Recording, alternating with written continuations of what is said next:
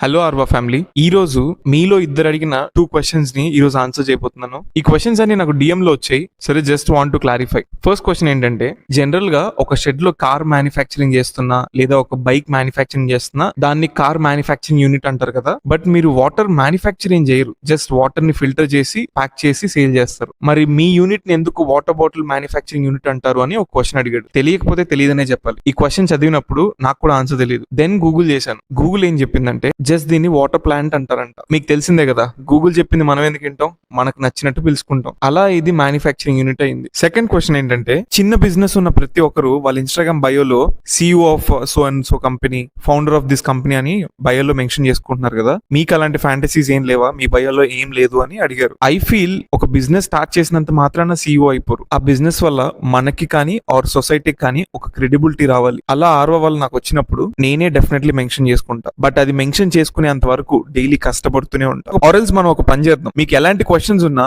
ఈ వీడియోలో కామెంట్ చేయండి. నేను దానిపైన ఒక ఫుల్ వీడియో చేసి యూట్యూబ్ లో అప్లోడ్ చేస్తా. సరే, మరి అయితే ఉంటాను.